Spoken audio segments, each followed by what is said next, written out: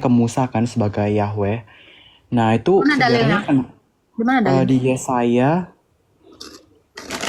berapa ya? Yesaya 44 kayaknya. Nah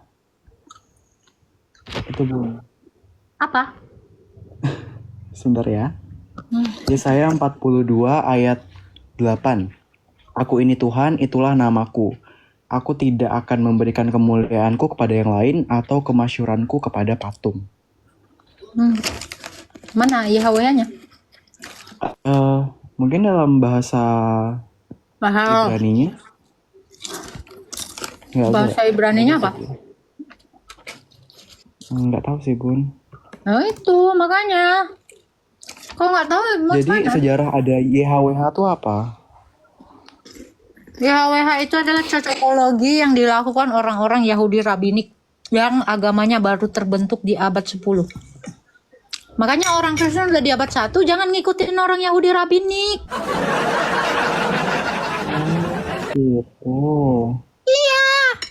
Itu kan cocokologi mereka karena mereka menolak Mesias. Makanya dibikinlah namanya itu entah apa.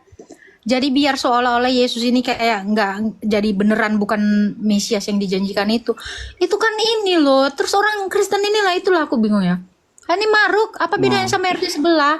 Ke Arab-Araban kalian. Kalian kalau mau jadi Kristen jangan kayak Yahudi-Yahudian. Nah, terus ini kan Yesaya bilang, aku ini Tuhan, itulah namaku. Jadi namaku ini apa? Jadi kayak kan kita Tuhan, kan Bunda bilang Tuhan kita nggak bernama. Terus nama yang di sini tuh maksudnya apa Bun? Kalau boleh tahu? Mute Bun. Oke. Bentar.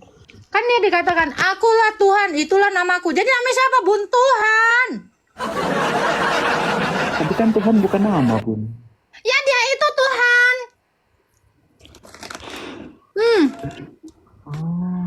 Okay. Ini ya itu Tuhan itu. Aku adalah aku. Kau baca itu.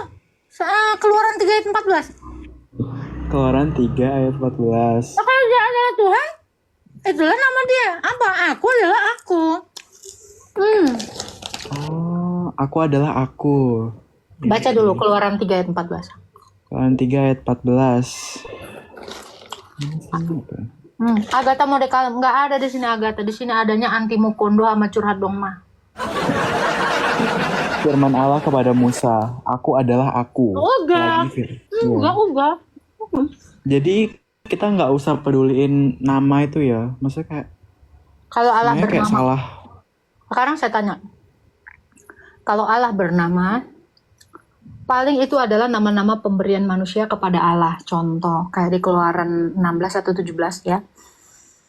Hagar menamai tempat itu El Roi. El Roi itu artinya Allah yang apa ya? Itu ada. Jadi manusia itulah yang memberikan nama keagungan itu. Jadi sejatinya Allah itu mengaku dirinya aku adalah aku. Oh iya. Aku Allah yang melihat. Nah itu. Iya. El Roi. Jadi nama itu pemberian. Oke. Terus kayak tanya, kalau Allah kita punya nama, siapa yang ngasih? Siapa yang beri? Coba. Nggak ada yang bisa. Makanya Allah berkata, aku adalah aku. Iya. Berarti kita nggak boleh ya bilang-bilang Yahweh itu cuma buat Yahudi. Sekarang saya tanya dong. Kalau seandainya nama Allah itu adalah YHWH, itu dalam bahasa Ibrani. Apa kamu mau bilang Allah itu orang Ibrani? Iya juga sih. Konsekuensinya kan itu kan? Konsekuensinya Allah sudah berbahasa Ibrani dong. Oke. Sementara nama itu adalah ciptaan. Jadi apa kamu mau mengatakan Allahmu itu ciptaan? Tidak. Logikanya seperti itu. Jadi kalau ada yang mengklaim, oh ini Allah kami, apa bahasa Arab? Oh, Tuhannya orang Arab. Kamu mau Tuhanmu orang Ibrani? Nah, Enggak. udah terserah. Sama ini Bun, apa ya? Kenapa orang-orang Yahudi yang tadi tuh nungguin Mesias datang yang pertama kali, sedangkan kan dia udah datang. Namanya juga orang botol, orang yang tidak pernah mengenal Allahnya. Contoh kan udah pernah aku contohin kan. Lu janjian di Facebook, janjian pas udah disamperin kan, udah datang. Ah, bukan kau yang di Facebook itu. Ya udah. Ya itulah seperti itu orang itu. Ah, bukan kau yang aku janjian sama kau di Facebook itu, ditungguin sampai karatan. Ya udah biarin aja. Parah. Nah gitu. Kenapa? Karena mereka tidak mengenal Allahnya. Makanya mereka nunggu terus. Allahnya udah datang dalam rupa manusia. Sudah datang Mesias yang dijanjikan itu. Mereka tidak mengenalinya. Atau mereka sudah mengenali tapi nggak terima. Contoh kayak kasus di Facebook itu. Janjian pas datang jelek. Enggak jadi, bukan kau itu. Nah itu. Nggak mau terima. Nah Kristus itu seperti itu. Mereka tidak mau menerima. Mereka kan maunya raja seperti Daud. Yang wah gitu kan. Padahal Yesus berkali-kali bilang, kerajaanku bukan dari dunia ini, tetapi dari sorga. Mereka nggak mau. Sama seperti orang cewek yang datang ketemu sama laki yang janjian di Facebook itu. Aku ini lo tukiem, bukan kau tukiem. Ya udah, tungguin aja terus, kan gitu. Jadi Tapi- kenapa Bun? Mereka nggak menerima satu, ya. Kenapa mereka nunggu Mesias? Itu kan pertanyaanmu. Satu, mereka nggak terima waktu udah datang. Yang kedua, ya, mereka itu tidak mengenalnya. Hanya itu aja. Oke Bun. Dan tanya lagi Bun, itu di akhir zaman itu kan ada kayak nubuatan tentang zaman sekarang itu zaman-zamannya gereja zaman-zamannya belum sampai zamannya antikristus. Itu menurut Bunda Tuhan ngangkat kita itu maksudnya kayak ngangkat orang-orang benar itu Ulang lagi narasi. kapan? Ulang lagi narasi. Ulang ya. Ini kan di akhir zaman itu kalau ada yang bilang kalau ini tuh masa-masa gereja. Baru nanti ada kedatangan Tuhan yang kedua kali di. Nah itu menurut Bunda, Bukan itu tadi pertanyaanmu antikristus. iya, dan nanti ada zamannya antikristus, ada 7 Loh, tahun pemerintahan. Tunggu. Ketika Kristus itu di antara bangsa Israel, udah ada nggak yang anti sama dia? Sudah banyak. Ya udah, itu Yahudi yang nggak nerima dia itu antikris. Antikristus itu adalah orang-orang yang menolak dia datang sebagai manusia. Itu orang Yahudi itulah pertama kali antikris. Kok kira yang mana? Ini Israel yang lagi nunggu-nunggu itulah antikris. Jadi jangan kau sama-samakan dan jangan kau bela itu antikris. Nah, untuk orang-orang sabar, untuk orang-orang yang di Rumsa ini pakai bendera antikris itu, tobat woi, tobat. Itu antikris. Ya, coba kamu baca. Antikristus. Yang tidak menerima dia datang sebagai manusia itulah antikristus. Yang menolak Bapa dan Anak itu juga antikris, ya kan? Tunggu ya.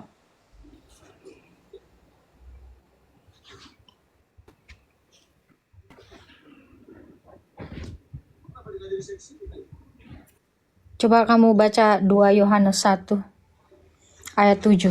Ayat 7. Sebab banyak penyesat telah muncul dan pergi ke seluruh dunia yang tidak mengaku bahwa Yesus Kristus telah datang sebagai manusia. Itu adalah si penyesat dan antikristus. Itu. Jadi dimulai dari mana antikris itu, Bun? Nah itu. Israel yang sekarang. Gitu. Tapi Jadi mereka nanti siapa bakal saja yang gencar-gencaran menolak? memerintah gitu ya selama 7 Oke, tahun. jadi siapa saja yang menolak Allah itu, firman Allah itu datang sebagai manusia, itu antikris.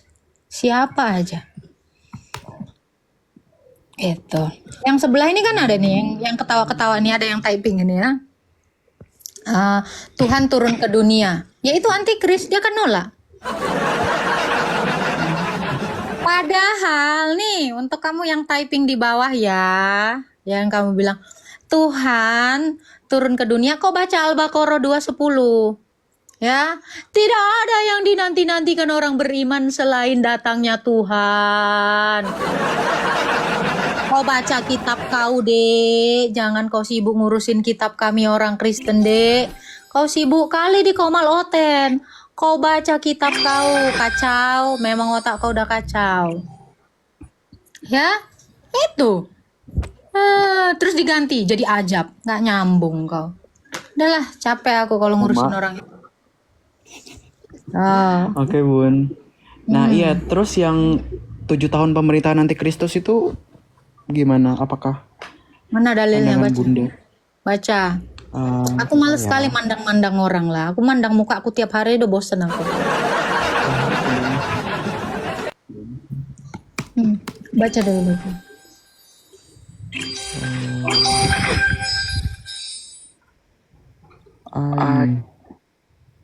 Kemudian diberikanlah kepadaku sebatang buluh seperti tongkat pengukur rupanya. Di mana itu dan dalilnya? Wahyu 11 ayat 1 sampai 2. Bentar ya, Bun, aku nyari di mana sih? Di 4. Nah, ini. Kemudian diberikanlah Wahyu kepadaku berapa? sebatang Wahyu berapa? Wahyu 11 ayat 1 dan 2. Baca. Oke, bangunlah dan ukurlah bait suci Allah dan mesbah dan mereka yang beribadah di dalamnya. Tetapi kecualikan pelantaran bait suci yang di sebelah luar.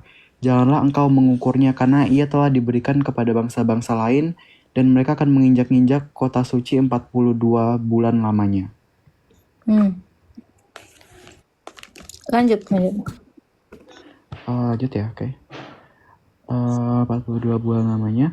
Dan aku akan memberi tugas kepada 2 saksiku supaya mereka bernubuat sambil berkabung. 1260 hari lamanya. Mereka adalah kedua pohon zaitun dan kedua kaki Dian yang berdiri di hadapan Tuhan semesta alam. Dan jikalau Oke, itu bicara tentang Henok dan Elia yang belum mati. Henok dan Henok dan Elia nanti menjelang hari yang dahsyat itu, 2 saksi Allah ini akan diturunkan. Ya ampun.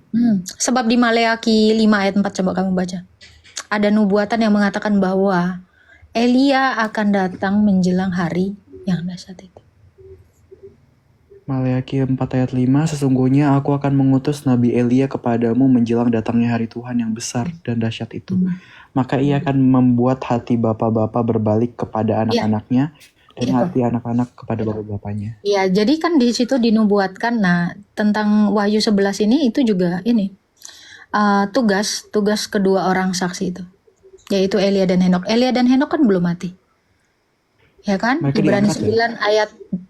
9 ayat 27 dikatakan sebab setiap orang ditetapkan mati 1 kali lalu dihakimi. Henok dan Elia juga harus mati. Inilah 2 saksi Allah. Kan yang belum mati mereka. Jadi ketika Kristus itu datang sebagai hakim nanti di hari akhir, mereka harus terlebih dahulu ada dan mereka berakhir juga mati nanti. Kalau kamu baca sampai bawah. Buddha mau nggak ketemu Nabi Elia? Kenapa? Mau nggak ketemu Elia? Ketemu Nabi Elia. Iya. Ya kalau memang hari akhir itu di zaman sekarang pasti ketemu. Masalahnya kan hari akhir itu belum ada yang tahu dari kita manusia, hanya Allah yang tahu. Gitu. Yang penting kita berjaga-jaga aja. Kalau dikatakan mau nggak ketemu, kita semua nanti akan ketemu dengan mereka. Bertemu dengan mereka yang sudah beriman kepada Kristus. Siapa saja yang menanti-nantikan Kristus ataupun yang sudah melihat Kristus, mereka itu yang percaya akan saling bertemu. Amin. Sudah. Ada lagi yang mau ditanya? Sudah siap. Oke. Tuhan memberkati. Oke, dadah. Tuhan Yesus memberkati. Dadah. Dadah.